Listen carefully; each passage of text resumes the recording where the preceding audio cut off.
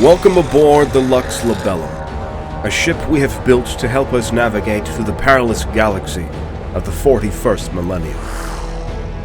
In this video, we will focus on the Xenos threat of the Tyranids, starting with their first encounter with the Imperium of Man on the planet of Tyran Primus, going over how they wage war, what bioorganisms they use to achieve their singular goal, and what truly is the scale of the threat mankind faces against a great devourer.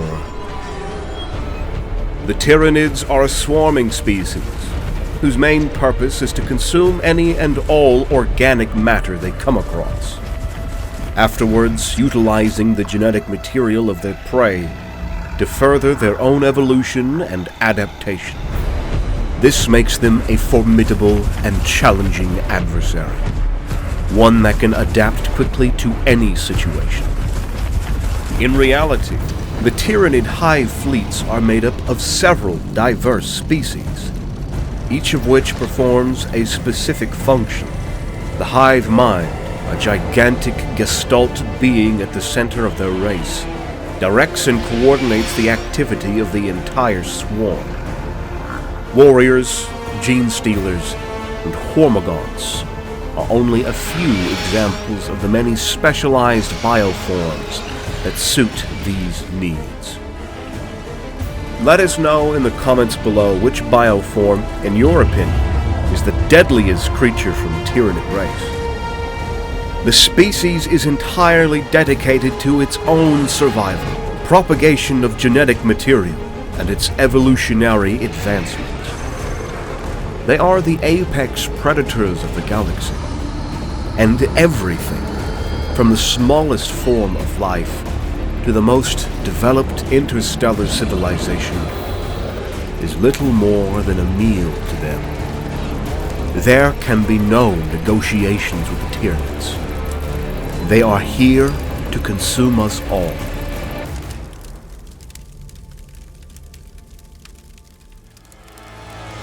These alien Xenos are capable of devouring everything in their path, and can even consume your own personal data, like your address, phone, or credit card information, if you are not well protected. But that is not a problem anymore, thanks to today's video sponsor, ExpressVPN. Just as no one would dare to traverse the warp without a navigator, it would be unwise to be connected to an unsecured internet network on your phone, computer, or any device, as you put your data and security at risk. ExpressVPN encrypts your information and protects it against any thieves, Tyranids, or entities of the warp that would want to access it. Also, ExpressVPN conceals the true IP address of your device, making it significantly more difficult for large tech companies and advertising platforms to link your activity and gather your data. Plus, the service gives you unrestricted access to all of the internet. Thousands do this to watch shows and movies from all around the world. To get ExpressVPN, just click the link below, and when you use our link, you will get your first 3 months free.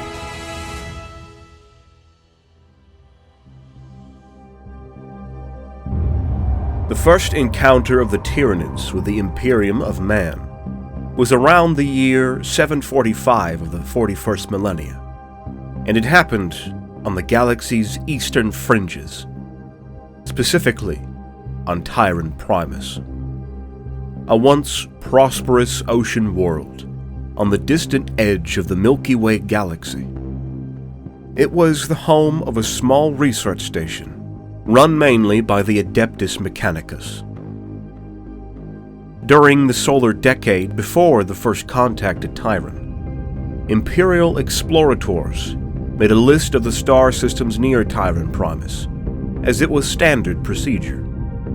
In that point in time, according to Imperial records, humanity was blissfully unaware of the terrifying new menace looming from the void of space.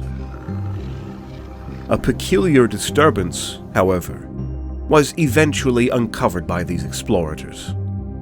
Worlds that were once thought to be lush, planets full of exotic flora and fauna, had been stripped bare, leaving nothing but lifeless rocks drifting in the void.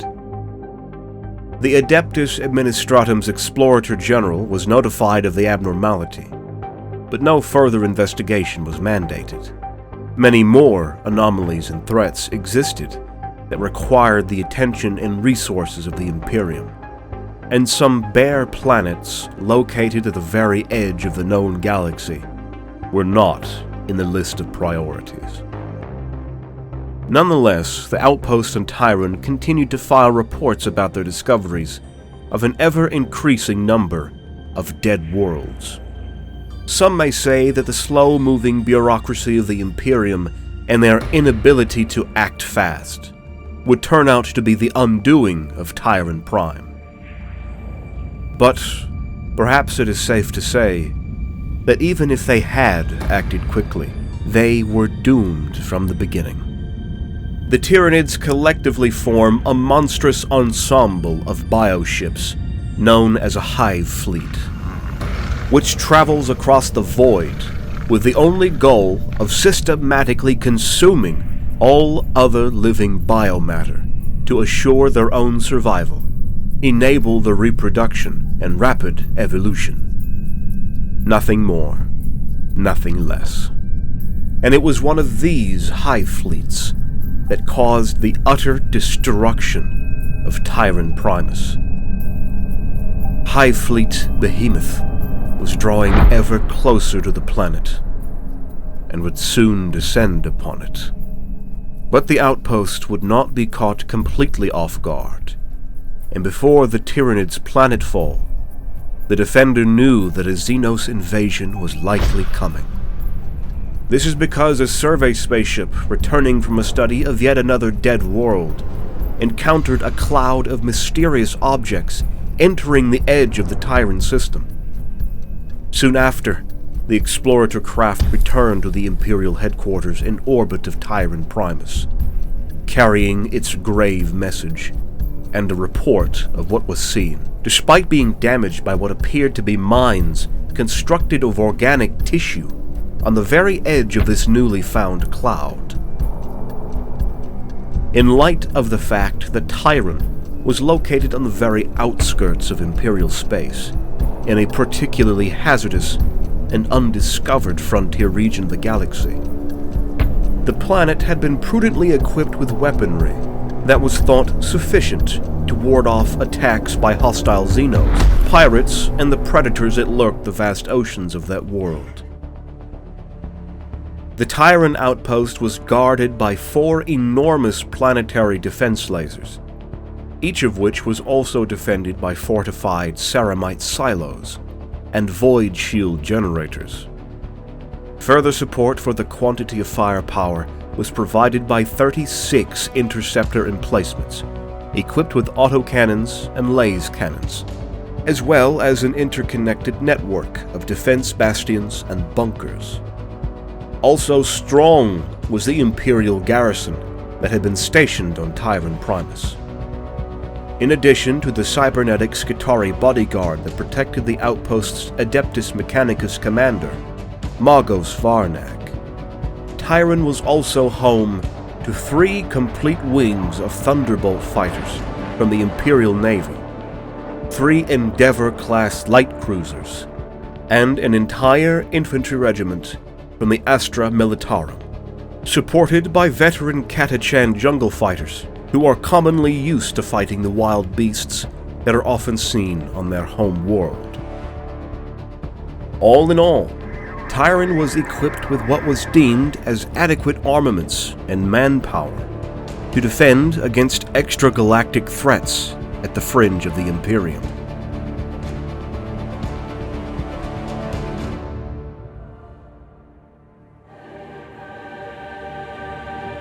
Just a few solar days after the encounter with the mysterious cloud, bioships started entering orbit, and the planetary defenses of Tyran Primus opened fire. The cannons roared for more than a solar hour as the eternally dismal and stormy skies of Tyran were ruptured in glorious blasts of coherent light as the base's gunners barraged the swarm of Xenos invaders that poured towards them.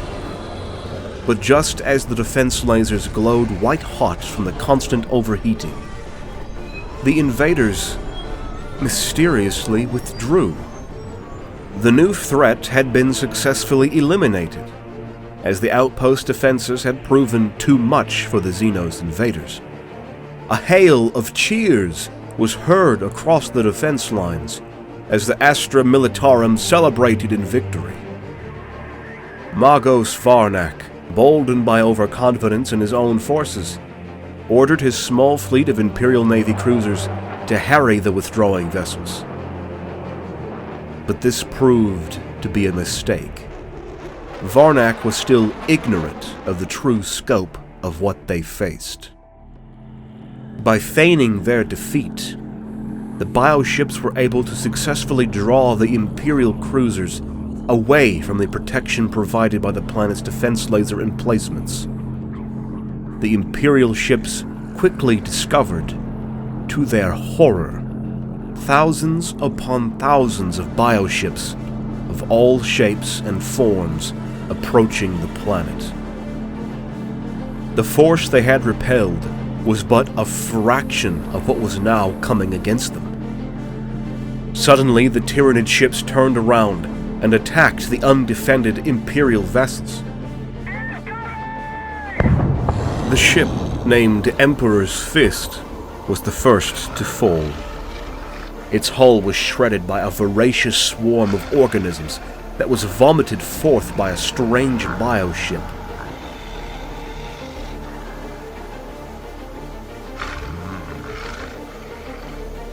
Blessed Emperor, get us out of here, all speed! They must be warned! Someone must! The righteous destiny was the second to fall. This one to a squirming cluster of tentacles that grasped it and pulled it into a gigantic, gaping maw of one of the hive ships.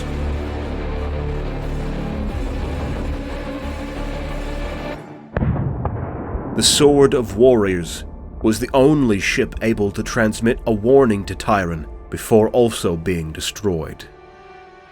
They were finishing the message when the solid adamantium hull plates of the spaceship were gnawed through by leech-like pseudopods, which then let loose a swarm of ferocious gene stealers into the spacecraft's bridge and lower decks. As the terrified crew quickly discovered, these fierce opponents were more than deadly and effective in close quarters, capable of tearing through steel in armor plating with their lethal claws and other bioweapons never before seen by the Imperium at the time. Within a matter of minutes, the whole crew was butchered to a man, and the cruiser was left to drift aimlessly, with all its crew dead. The ship would soon be absorbed, and all its biomatter incorporated into the Hive Fleet's reserve supplies. With the pursuing ships destroyed, the Xenos now turned their full attention to Tyran Primus, firing thousands upon thousands of mycetic spores towards its surface. In spite of the fact that the defense lasers were able to kill a significant number of the potentially dangerous pods, still thousands of mycetic spores plummeted to the surface of the planet and smashed into the turbulent waters below. Quickly enough, the sea waters began to boil as the invaders burst from the spores and slaughtered the predators of Tyran's oceans. Following this, the Xenos emerged from the waters and began scaling the walls of the Imperial garrison. At first, the regiment of Imperial Guardsmen were successful in driving the ravenous swarm back with focused volleys of laser fire.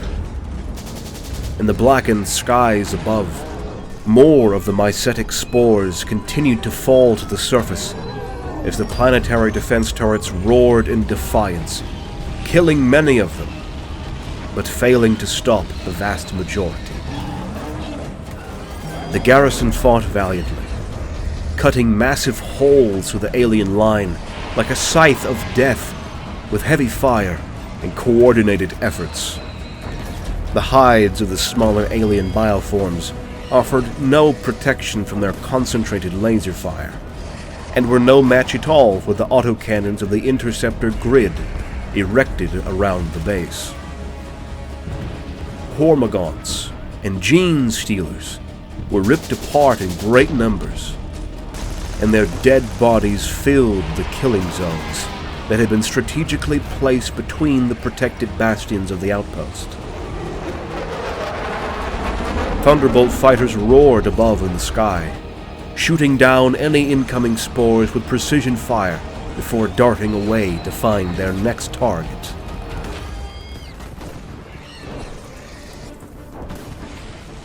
Despite the overwhelming numbers of alien bioforms, the planetary defense was putting up a valiant fight and holding off the invaders. But the course of the fight was about to change.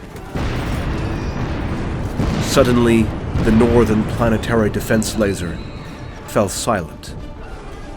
Thousands of horrific gargoyles had thrown themselves into its barrel, clogging the gigantic beam projectors with their charred bodies.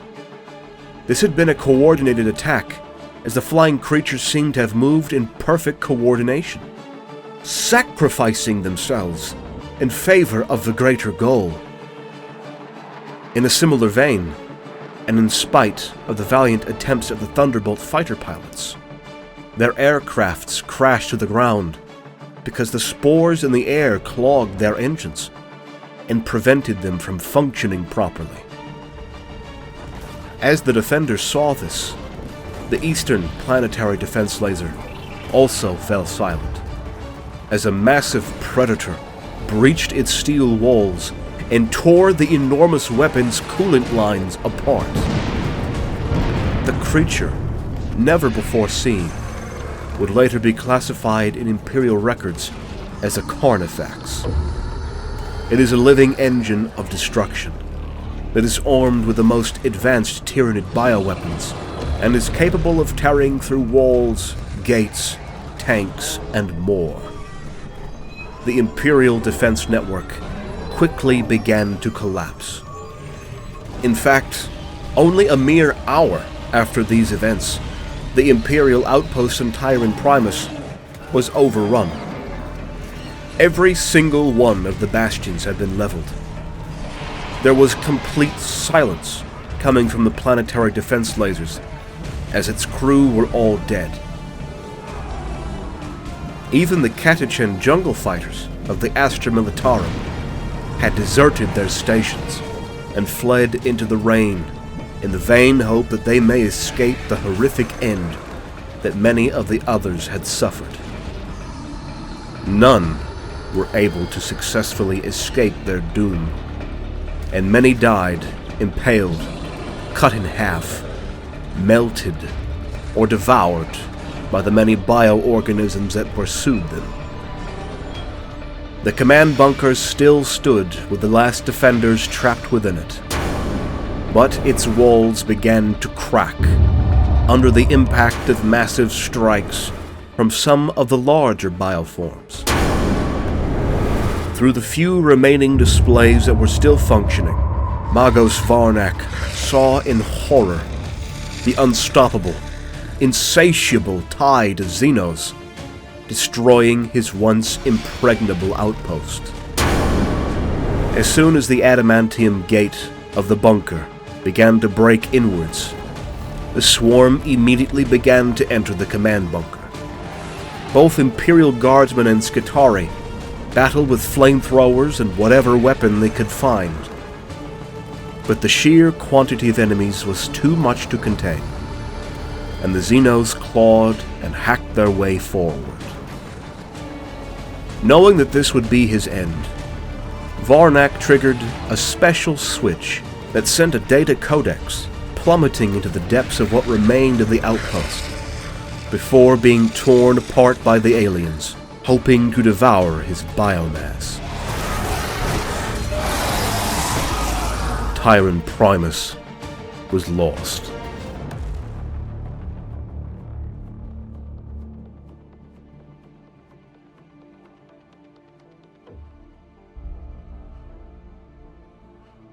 Inquisitor Fidus Cryptman arrived to the now desolate world almost a full year later, shocked to find a sterile, dead planet that now bore no sign of the thriving, prosperous ocean world that it had been once.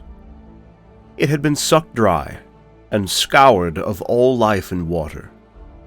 He explored the eerie, empty outpost, not finding a single scrap of vegetation.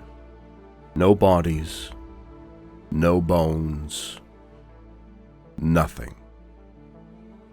But deep within the crater that used to be the outpost, he did find the data codex that Varnak had left before being devoured. The most precious data mankind would ever find on the first contact with this new Xenos threat. As he reviewed the logs, video recordings, images, and audio, the true horror of the assault was revealed. We cannot live through this. Mankind cannot live through this. In a single day, they have covered this planet with a flood of living blades and needle-fanged mouths. Kill one, and 10 take its place.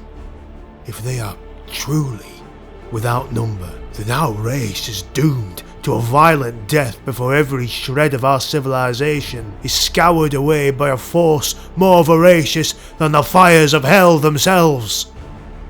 Death. By the machine god, death is here.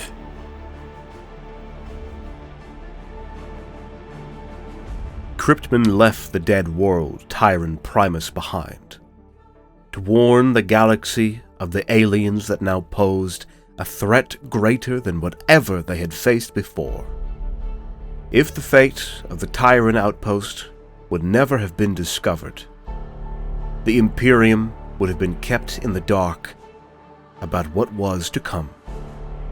Then and there, the Inquisitor named the Xenos race the Tyranids, after the first Imperial world they had devoured.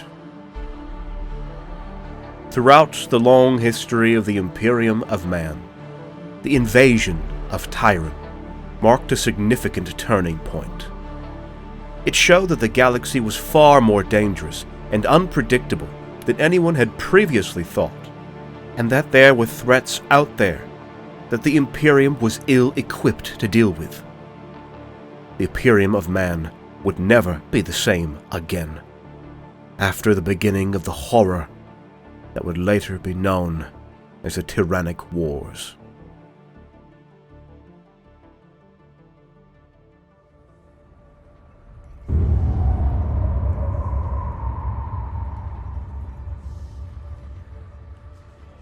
Macragge is a place of utmost importance, as it is the home world of one of the most iconic chapters of Space Marines, the Ultramarines, and the capital of the realm of Ultramar. It also happened to be next in the path of the approaching Tyranid Hive Fleet. The Ultramarines have been given advance notice of the approaching enemy, as a result of the findings that Ordo Xenos Inquisitor Cryptman had made at Tyran Primus and other newly found consumed worlds. The chapter master of the Ultramarines, Marnius Calgar, immediately began formulating his defense strategy after becoming aware of the danger that the High Fleet behemoth posed to Ultramar. The order was given to further strengthen the already powerful defenses of the capital. There were already many battleships hanging in orbit, and each day more began to arrive. As reinforcements made their way from across the system and the wider galaxy, thousands of ships, from small craft to massive troop transports and dreadnoughts, came and went. The sky was filled with the flicker of thrusters and the hum of engines as ships moved in every direction, each with its own specific task. Enormous strike cruisers projected shadows over civilian vessels and Imperial Navy destroyers. On the ground, the spaceports, bunkers, walls, and the city itself was a bustling hive of activity, with a constant stream of materials and troops flowing in and out. The sound of boots hitting the ground mixed with the roar of vengeance as crates were unloaded from ships and hauled away by servo skulls and labor servitors. The acrid smell of promethium and ozone hung heavy in the air, as fuel and ammunition were loaded onto ships in preparation for the upcoming siege. Marneus Calgar, along with the highest-ranking Imperial officers, worked tirelessly, poring over tactical maps and troop movements, coordinating the efforts of the various factions and military units that were gathering at the defense points. Among the endless activity, squads of Space Marines, clad in their recognizable power armor, marched with purpose through the commotion. They were aware that the approaching siege would be a fight for the existence of their homeworld. Yet their expressions were unmoved, and their eyes were focused on the mission at hand. The planet was far from defenseless. It possessed both a powerful fleet of warships and orbital defense stations that were equally as threatening. Plus, the massive garrison that set up the defenses dwarfed the one at Tyran Primus in comparison. This was Macragge, the Imperium's bulwark on the eastern frontier, and homeworld of an entire chapter of Space Marines. The might of the proud Ultramarines was on full display.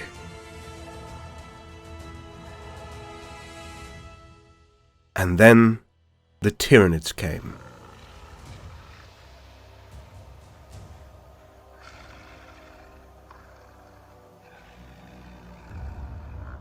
Just a few solar weeks later, the first Tyranid bioship struck Macragge. In the distance, the sound of artillery fire could be heard as the first shots of the impending battle rang out. The siege had started, and the fate of the planet hung in the balance. Soon enough, thousands of alien predators rampaged across Macragge, as hundreds of bioships swept aside attacks by Ultramarine strike cruisers and broke through the planet's blockade to finally descend onto the surface. Calgar consolidated his ground forces into 3 armies because he determined the Tyranid threat was too great to face unilaterally. Each of Macragge's polar fortresses was garrisoned by the 1st and 2nd task forces, mostly consisting of veterans from the 1st Company, as well as other regiments from the Ultramaran Planetary Defense Corps. In an effort to impede the advance of the Tyranids, Calgar himself led the 3rd Force in a series of rearguard engagements that had the main goal of stopping the advance of the Tyranids and eradicating the key organisms that operated the hive mind neurotransmitters. In the early days of the siege, Calgar was able to deal significant blows to the swarms of Tyranids, using the landscape of the planet itself as a weapon, and using every stratagem and tactic at his disposal. His strategic brilliance allowed him to buy time for his battle brothers to the northern and southern fortresses, and relieve pressure from them. But despite this, the Xenos kept coming in seemingly never-ending numbers.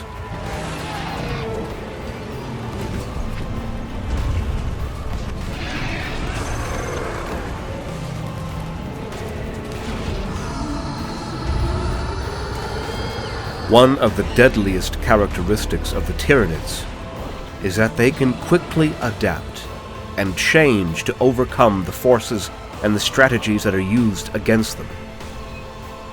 By this point in the attack, The hive mind had already identified the chapter master of the Ultramarines as the most dangerous threat for the advance of the swarm.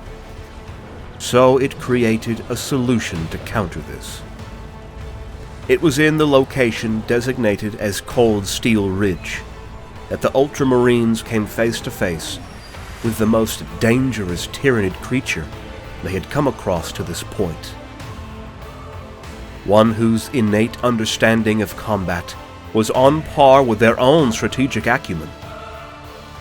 Somehow, this creature was able to foil the plans of the Ultramarines, and the Tyranids that were subject to its psychic dominion started to apply their own tactics and stratagems to overrun the positions held by the Space Marines.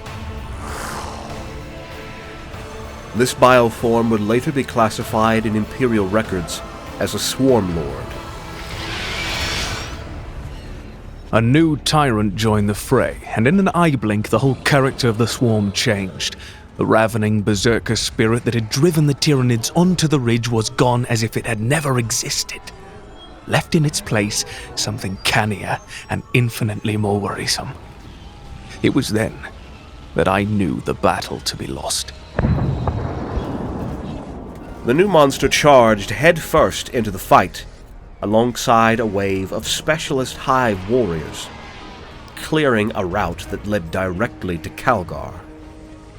The Lord of Ultramar did not back down from his position, and with every blow, he dealt severe damage to the Xenos creatures. But there were far too many Tyranids, and Calgar was wounded several times as a result. Still, like the mighty warrior he is, he stood face to face with the Swarm Lord, and the two powerful beings engaged in a deadly close combat duel. Even though Calgar fought with every ounce of strength left in him, he was ultimately defeated by the monster's blades. It was only thanks to the sacrifice of his honor guard that intervened and fought against the Swarm Lord that Calgar was able to limp back to safety and be carried away to orbit in a Thunderhawk to receive urgent medical care. As the battle raged on, and with Calgar gravely wounded, the Tyranids pressed on the attack. The northern and southern fortresses were heavily besieged. Despite being outmatched, the Ultramarines fought fiercely, determined to protect their homeworld. The veterans from the First Company regularly led daring counterattacks to thwart the march of the Tyranids before retreating to defend their walls and trenches. Yet the viciousness of the churning swarm continued unabated.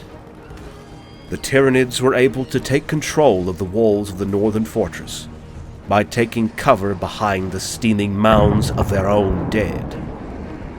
The sheer weight of the numbers was enough to bring even the towering god machines to their knees. Carnifexes, armed with scythes, charged the fortifications held by the defenders like sentient sledgehammers, tearing their way through rockcrete and metal walls with equal ferocity. Despite the fact that sufficient stores had been constructed to last throughout several months of siege, ammunition began to run low, and the weapons began to overheat, the barrels of many guns even melting due to the sheer amount of firing. The Ultramarines continued their fight, despite being pushed more and more into the depths of their fortresses, as one defensive position after another was being overrun.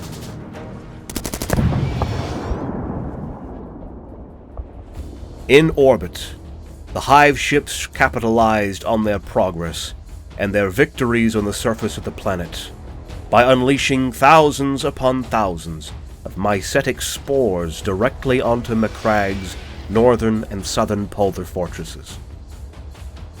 Calgar, still recovering from his fight with the Swarm Lord, refused all medical assistance other than that which was absolutely necessary. He then seized command of the remaining vessels and immediately began harassing the Hive fleet as it spread out to encircle Macragge. the Tyranid hive mind decided to withdraw its bioships from Macragge in order to entice the defending Ultramarine ships away and into the space above, just as they did on Tyran Primus, but also to prevent the Space Marines from coming to the aid of the besieged polar fortresses. Calgar fell for the trap set by the Tyranids and pursued the Tyranid fleet, but he did so with his own strategy in place. The Chapter Master's plan quickly materialized as the timely arrival of the full battle fleet Tempestus of the Imperial Navy, coming from Bacca, effectively sealed the Tyranids' doom by trapping the High Fleet in a strong grip between the two Imperial fleets. The Imperial ships wasted no time and unleashed a barrage of torpedoes and macro cannons at the High Fleet. But it was confirmed that even then, the Imperial fleet was outnumbered by the Tyranids. The Tyranids launched boarding parties of Gene Stealers and Hormigons to assault the Ultramarine ships, while their bioships engaged in deadly dogfights with Imperial gunships and fighter craft. Even surrounded, the Tyranids were getting the upper hand in the fierce battle in space. If not for the selfless act of sacrifice from the brave crew of the battleship named Dominus Astra, that crucial fight would have been lost. The massive Emperor-class battleship charged at full speed into the center of the High Fleet and exploded its own warp drives, generating a warp vortex that sucked the battleship and the whole Tyranid fleet into oblivion. Given that they were trapped between the fire of two Imperial fleets, almost all of the bioships belonging to the High Fleet behemoth were annihilated in the vortex, or shredded from the unrelenting crossfire of the Imperial cannons. Only a very small number of organisms managed to escape into the depths of space. The battle in space had been won at a heavy cost, and even then, it was still not over. Whilst the battle raged and resolved above the planet, the valor and resilience of the Ultramarines was being tested as never before on the fortresses below. Hundreds of thousands of bioorganisms still remained on the surface of Macragge. Calgar and all the starships that had managed to avoid destruction in the space battle turned around and raced back to the planet in an effort to rescue the besieged fortresses. The Ultramarines of the Third Company were the first to arrive. They descended in drop pods and Thunderhawk gunships, landing in the northern fortress where the Ultramarines' First Company had been fighting and holding their ground. All communications had been lost with them for hours. As soon as the Astartes had made planetfall, they saw the vast scenes of destruction, results of the terrible battle that had taken place. The stench of death choked the air, and soon the sound of screeching would rise, until hundreds of Tyranids attacked the newly arrived Marines. Creatures swarmed over walls, craters, and dead bodies. Waves of Tyranids with the only instinct to kill. The Ultramarines fought back with a grim determination, their bolters and chainswords cutting through the alien horde. With the help of Devastator squads and dreadnoughts, the Ultramarines went inside the fortress itself to look for their battle brothers. The Third Company made their way through murky hallways and ichor-dripping passageways that were still dangerous and filled with enemy aliens. With fire and bolter, they cleansed the tight corridors until reaching the lower generatorium. There, The room was littered with piles of dead Tyranids, and a ring of slain Terminators marked the spot where the last Ultramarines of the First Company had fought shoulder to shoulder until the last man. They were all dead. Afterwards, it was reported that there were a few survivors found in the ruins of Macragg's southern fortress, but there were none found in the northern fortress, where the First Company had made their valiant last stand. Remember the names of the honored fallen. Recall their deeds and know that their sacrifice honors the chapter. No son of Gilliman could wish for a more glorious death. The battle for Macragge was won, but at a great cost. The Ultramarines suffered heavy losses, as many of their battle brothers fell in combat. The Tyranids, however, were dealt a severe blow, and High Fleet Behemoth was eventually destroyed. The battle for Macragge remains a symbol of the Ultramarines' courage and resilience, and a testament to the Imperium's determination to protect its people from any threat. High Fleet Behemoth was the first tendril of the Tyranid invasion to attack in the known galaxy.